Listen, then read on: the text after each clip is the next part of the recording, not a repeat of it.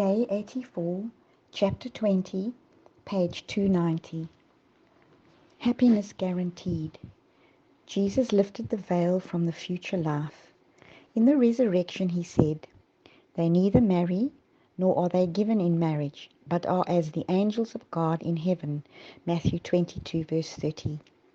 There are men today who express their belief that there will be marriages and births in the new earth. But those who believe the scriptures cannot accept such doctrines. The doctrine that children will be born in the new earth is not part of the sure word of prophecy.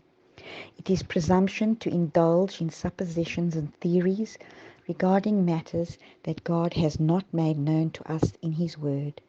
We need not enter into speculation regarding as to what the conditions will prevail in the new earth. It is presumptuous to indulge in suppositions and theories regarding matters that the Lord has not revealed. He has made every provision for our happiness in the future life, and we are not to speculate regarding the plans for us, neither are we to measure the conditions of the future life by the conditions of this life.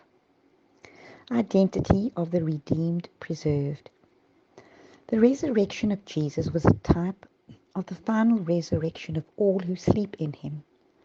The countenance of the risen Saviour, his manner, his speech, were all familiar to his disciples. As Jesus arose from the dead, so those who sleep in him are to rise again. We shall know our friends, even as the disciples knew Jesus. They may have been deformed, diseased, or disfigured in this mortal life, and they rise in perfect health and symmetry, yet in the glorified body their identity will be perfectly preserved. The same form will come forth, but it will be free from disease and every defect. It lives again, bearing the same individuality of features, so that friend will recognize friend. There we shall know even as we are known.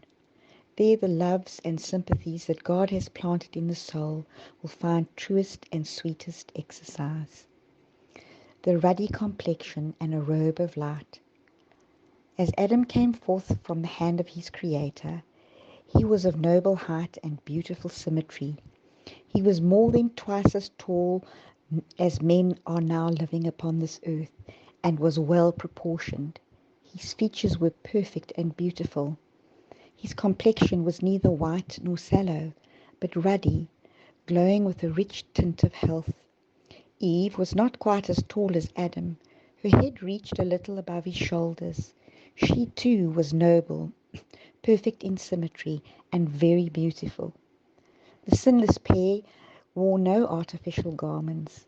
They were clothed with the covering light of glory, such as the angels wear.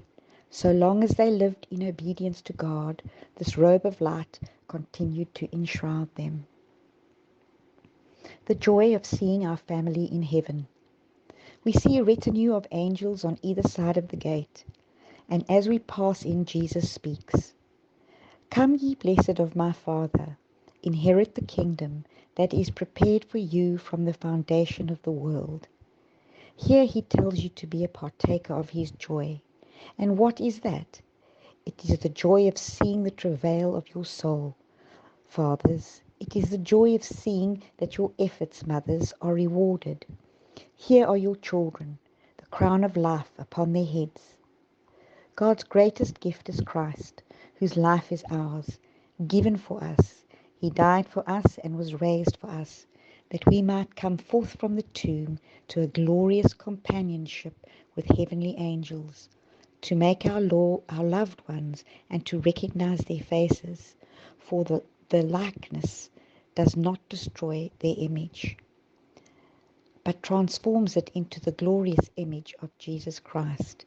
Every saint connected in the family relationship will know each other there. The salvation of infants and imbeciles. As the little infants come forth immortal from their dusty beds, they immediately wing their way to their mother's arms. They meet again, never more to part. But many of the little ones have no mother there. We listen in vain for the rapturous song of triumph from the mother. The angels receive the motherless infants and conduct them to the tree of life. Some questions whether the little children of even believing parents should be saved because they have had no test of character and all must be tested and their character determined by trial. The question is asked, how can little children have this test or trial? I answer that the faith of the believing parents covers the children, as when God sent his judgments upon the firstborn of the Egyptians. Whether all the children of unbelieving parents will be saved, we cannot tell, because God has not made known his purpose in regard to this matter. And we had better leave it there, where God has left it, and dwell upon subjects made plain in his word.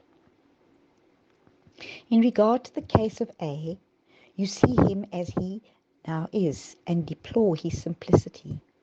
He is without consciousness of sin. The grace of God will remove all this hereditary transmitted imbecility, and he will have an inheritance among the saints in the light. To you the Lord has given reason, a child as far as the capacity of reason is concerned, but he has the submission and obedience of a child.